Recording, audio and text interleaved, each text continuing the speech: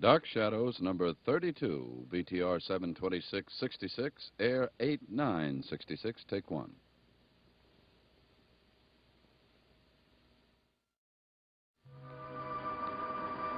My name is Victoria Winters. Here in Collinwood there is a moment of quiet. Even the wind has subsided, and the threat of a storm is a thing of the past. But there are other storms. The unending chill of fear that sweeps through the silent corridors, always reminding a man of how close he has come to death.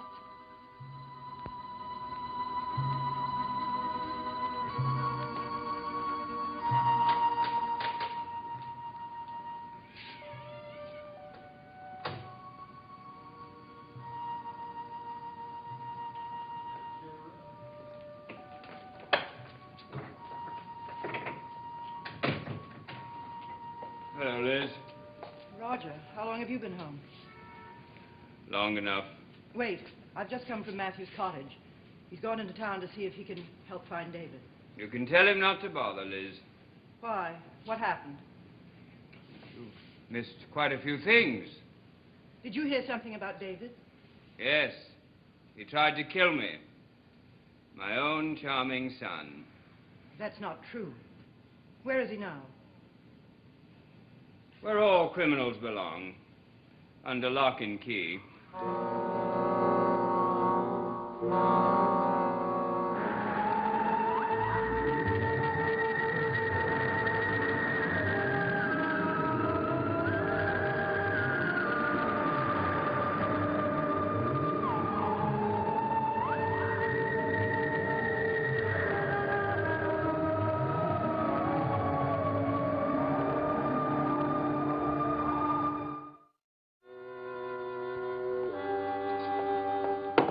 What do you mean, locked in his room? That's what I said, Liz. David's upstairs, locked in his room. There'll be no more running away for that young man. When did he get home? Oh, about 3/4 of an hour ago. Liz, you phoned me when David was missing, but I'd like to know why you didn't tell me the reason. I wasn't sure. You weren't sure. The valve for my brake cylinder was found in his room, wasn't it? Yes, but it could have been... I don't know. You know that after it was taken from his room, it was locked in a dresser. You know that, don't you? Yes. And I'm sure you also know that David got it out of that dresser and then disappeared. But maybe it wasn't the part to your car. Maybe it was something else that looked like it. It wasn't something else, Liz. It was this. Where did you find it? It came home with my son. There's no question about it. He tried to kill me. But how? How could he have done it? Very simply. All he needed was a wrench.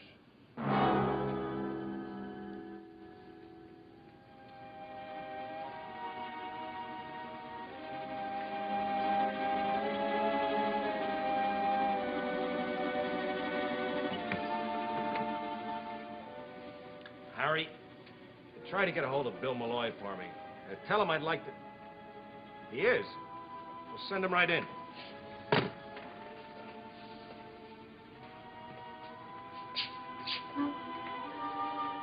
Jonas, I'm sorry to bother you. Bother me? You just saved the town of Collinsport a phone call. I just was going to have my deputy get in touch with you. Come on, sit down.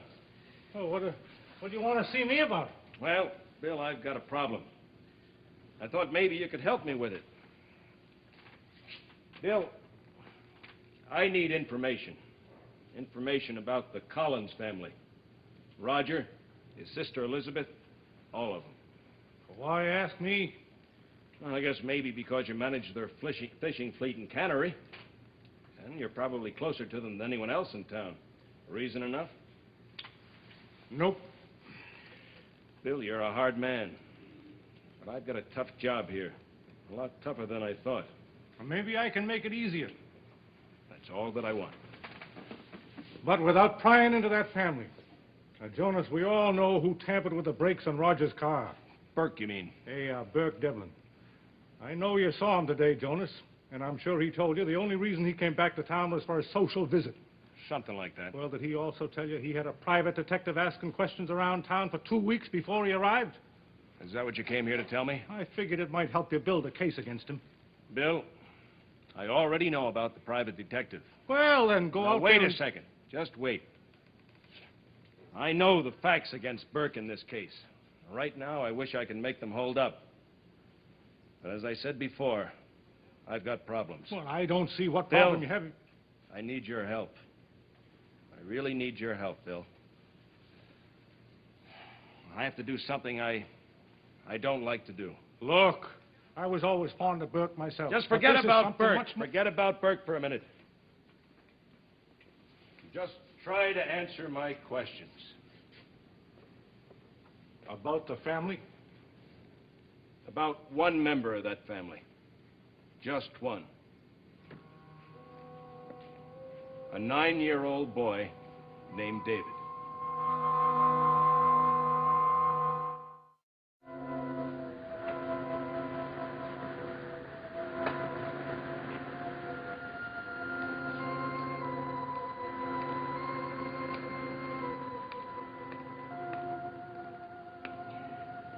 Had Matthew left yet? No, I stopped him in time. Did you tell him the truth about David? No, but he'll learn soon enough. Roger, who else knows about this? What difference does it make? I want to know. Yes, I'm not concerned with who knows about it. What keeps going through my mind is the 9 years I've spent living with that boy. Well, they're over now. He's still your son. He's a monster, Liz. He's been nothing but trouble to me since the day he was born. David and his mother. My loving wife and my adoring son. Laura and David. Love and respect. Liz, it was hell. But he's still your son. Is he? Are you sure of that, Liz? I'm not. Roger. I married Laura right after Burke's trial, didn't I? She was his girl, wasn't she? And David was born almost 8 months after our marriage. That's ridiculous, Roger, and you know it. Maybe not, and maybe. But I know that all the years I spent looking at that boy, I kept seeing Burke. And I hated him, Liz. I won't deny it, I hated him. He's your son, I'm sure of it. Why? Because he's deceitful, vicious, unpredictable, because he tried to kill his own father? Perhaps he didn't realize what would happen. Oh, come on, Liz. Don't try to protect the boy. I've known him. You haven't. He's been here 2 months. I've been with him for 9 years. And do you know what they add up to, those 9 years? This.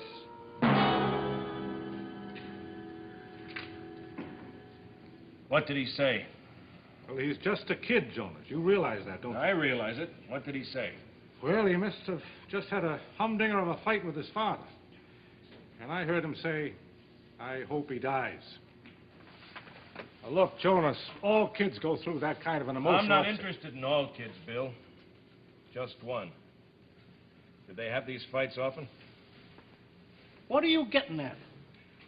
Bill, do you think David's the kind of boy that would really hate his father? I don't mean kid stuff. I mean hate. The real thing. Well, I don't think he likes it. Before the accident, did they have any particular argument between them? I think you'd better tell me what you're after. Was there an argument? Could be important, Bill. Well, Roger said something about sending him away to boarding school, I guess. And David was pretty upset about that. How upset is pretty upset? Jonas, you're out of your mind. I hope so, Bill. I sincerely hope so. But David's unpredictable, sure, a little wild maybe, but he wouldn't fight her. Jonas, I can't even say it. I haven't said it yet, Bill. But I'm thinking it. Why? This wrench. The one that removed the valve on Roger's car, when I took it back to the house from the garage, I had it wrapped in a handkerchief. I wanted to get a clear set of prints. I put it down. David was there. And? He knocked it off the table. Accidentally, he said. But before I could stop him, he picked it up. So, David's fingerprints are on the wrench? What does that mean? We have 2 sets of fingerprints. David's, Burke's. You saw David handle the wrench. That's right. And Burke already admitted that he handled it. I know. He said he found it on the seat of the car. Well, I think he did. Listen, Bill. I've been going over this thing in my mind. I'm just about ready to turn in my badge. I never thought Burke fooled with those brakes. Now, he's too smart to have gone through with it.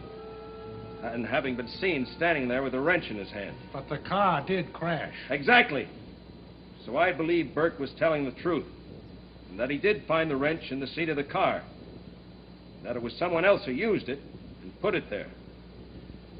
So I came back here and took another look at these prints. Here, take a look at this one. The smaller one's David's. The larger one is Burke's. Well, what does that prove? Well, look at him.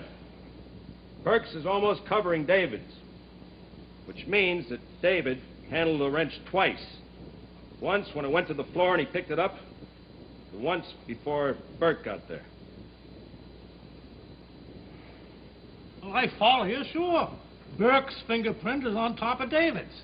Well, that's the picture. Well, it doesn't prove anything. I mean, one fingerprint doesn't prove David tampered with the brakes and then left the wrench in the car seat. No. But it raises a suspicion, wouldn't you say?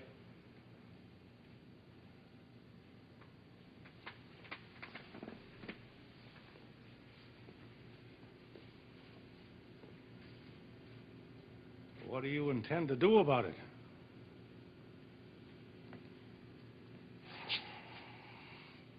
I don't know what to do about it, Bill.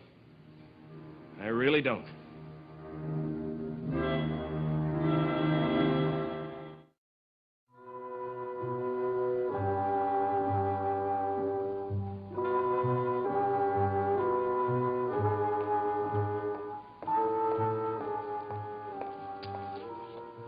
So? He wouldn't talk to me. He just lay on his bed staring at the ceiling. It was just as if I weren't in the room at all. There isn't much for him to say. I begged with him, pleaded with him to tell me it wasn't true, that he hadn't done it. Yes, I think it's gone past that point. But I feel so helpless. I don't know what to do. Well, I do. It's time we face reality, Liz. David isn't a normal child for whatever reason, and he needs special help. But he's so frightened. But he should be. Liz, there are places, schools equipped to help problems like him. No, Roger. I don't want to think about that. But you've got to. But this is his home. I don't want to send him away. Do you know that if he was older, he would be in prison for what he tried to do? But he's not older. Do you know what would happen if I told the sheriff the truth? The juvenile authorities would insist on a hearing. You're wrong, Roger. I'm sure you're wrong. Liz, I'm telling you what I know. I don't care what you're telling me. There's no reason for the sheriff or anyone else to know about this. I believe you actually want him to stay here. I know he's done a terrible thing. I'm not denying it. But he is part of our family. He tried to kill me, Liz. Kill me. You want me to let him go on living here so he can try it again? Perhaps he didn't know what would happen. Oh, don't start that again, please. What happens next? A loose rock. Some rat poison in my coffee. I've tried to be as forgiving as the next person, but... Have you, Roger? I told you... Have you really? I have tried to cope with that boy for 9 years. 9 years of torment. And what do you think those years were like for him? Surrounded by hatred from the moment he was born. A hate he didn't know how to deal with or even understand. Is that supposed to excuse what he did? I'm not looking for excuses. I want to help David, not turn him away. You say this adds up to 9 years. Well, I'm telling you it adds up to more than 9 years. To a boy lying on his bed, trembling with fear, afraid of everything and everyone. I'm supposed to be blamed for that, I guess. I've seen you with him, Roger. I've seen the hatred pour out of you, smothering him, driving him deeper and deeper into his own fears until he had nowhere to turn. And that excuses him? Nothing excuses him. Let me make that clear. Nothing. But he's been forced to live his lifetime with your guilt. Guilt? Maybe you better tell me what you mean, Liz. No, it doesn't matter. Perhaps it does, Liz. I had no right to say that. I'm sorry. I have no guilt, Liz. Roger, Our family stands together. We always have and we always will. I think I've proved that to you in the past. I want to do as much for your son. But David may not be. Don't tell me he's not your son, because I won't accept that. He belongs to them, just as we do. Jeremiah, Isaac, Benjamin, all of them. And he's the youngest and the last. And he needs our help. And we're going to give it to him. Here. What happens when other people find out? No one will find out. I'll see to that. No, Liz, it's insane. I won't let you do it. I'm afraid you have no choice, Roger. I've made up my mind. David is going to stay here. What do you expect me to do? I expect you to remember that he's not a criminal. I expect you to leave him alone and allow Miss Winters and me to give him the happiness and attention that he deserves.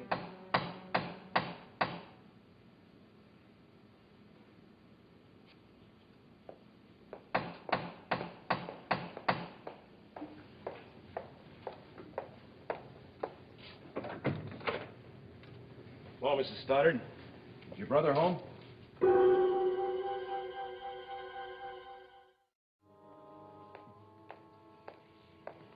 Jonas wants to speak to you, Roger.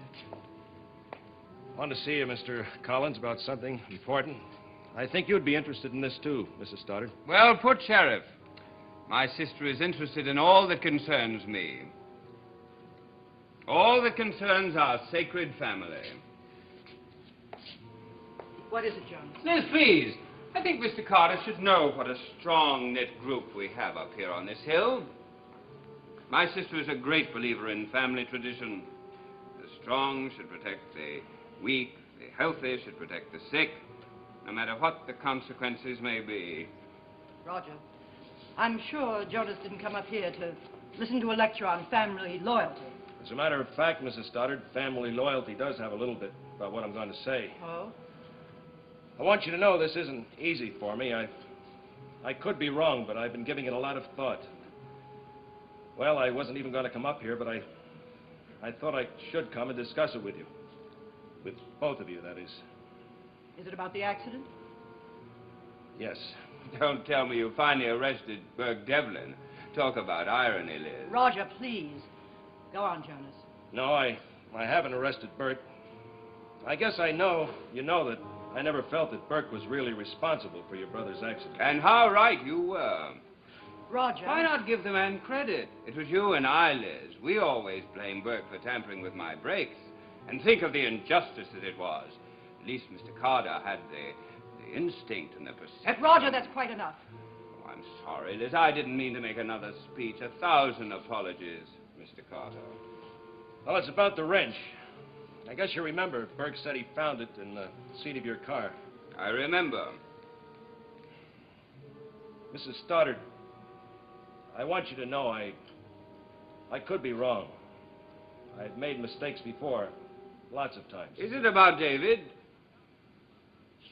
Tell me, Mr. Carter. Is it about my son? Yes. There were prints on the wrench. Jonas, there's no reason to go on with this. I wish there weren't, Mrs. What Stoddard. I mean is we've learned we were mistaken. Not only about Burke, but about the reason for the accident. I don't understand. Well, you see, no one did tamper with the brakes. The valve fell off by itself. Liz! I'm sorry I couldn't call you, but I just found out about it. Liz, what are you trying to do? Roger, will you please let me explain? Our caretaker just told me. He was afraid to mention it because of the accident. But it seems that the valve had been loose several times in the past and should have been replaced. You mean the valve fell off by itself? Yes. Show it to him, Roger. I said show it to him.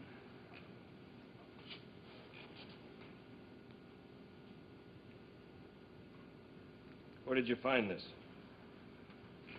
By the side of the road. Exactly where it fell. I see. What you mean is you want me to drop the case. Well, there are no criminals involved. Why continue? Well, I always did like easy solutions. Then there'll be no further investigation. Why should there be when there's no one to investigate? Well, I better be getting home. I promised my wife I'd take her to a movie. I'll see you to the door, Jonas. doing a day's work, Mrs. Stoddard. Well, Mr. Collins, give your son my regards, will you?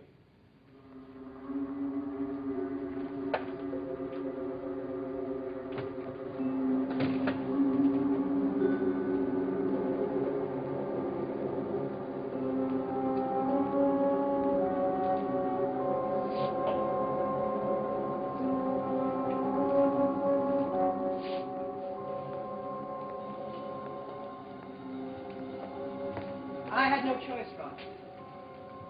We all have a choice, Liz. It's just what we do with it. You know what he was going to say. Yes? Well, then I had to lie to him, don't you see? I had to protect David. You protected a monster, Liz. But don't ever forget that. Because there'll come a day, perhaps not tomorrow, but it will come. And you will regret it.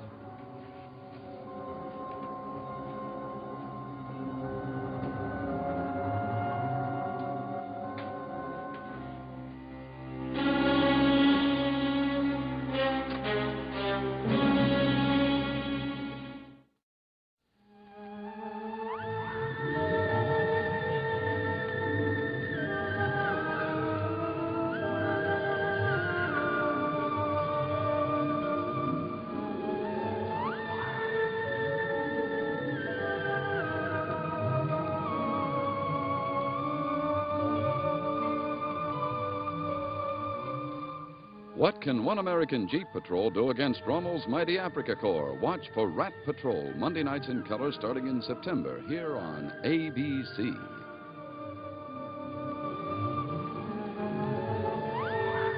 Dark Shadows is a Dan Curtis production.